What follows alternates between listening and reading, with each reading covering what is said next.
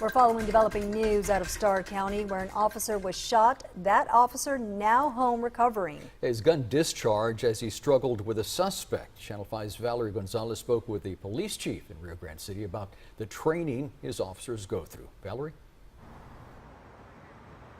Rio Grande City is known as a final stretch for criminals trying to get to Mexico. Standing in their way is a thin band of officers here in Rio Grande City who are ready to intercept, even if that means getting in the way of desperate suspects.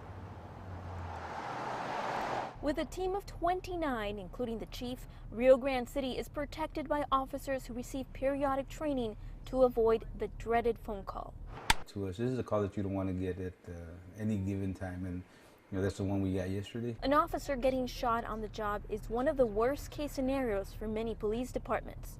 Wednesday evening, a suspect on the run from Jimhawk County with a state warrant in his name was stopped by a police officer.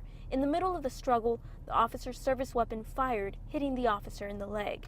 Starr County District Attorney Omar Escobar Jr. says the suspect was believed to be a human smuggler. With just a short distance from the border's edge, this kind of activity is not rare. We have so much traffic going through here.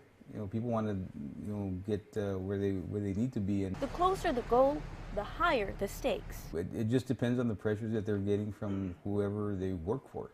It could be that they don't want to lose their load, they don't want to lose whatever they're doing, or because there might be repercussions for that. In the last 2 years, officers received training for use of force, active shooter response, ethic and law enforcement, human trafficking, report writing, de-escalation, arrest, search and seizure, and officer-involved shooting. That's on top of training already received at the academy, like weapons retention. A training that we go through in order to retain our weapons inside if somebody wants to take it away. Detective Ionia Ramos explains officers gauge the threat level before getting too close to a suspect.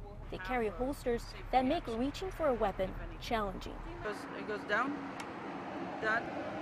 the weapon, you turn it a little bit, and pull it out. Training is an ongoing priority for the department. They get annual funding to build on skills that help them when they have to make split-second calls.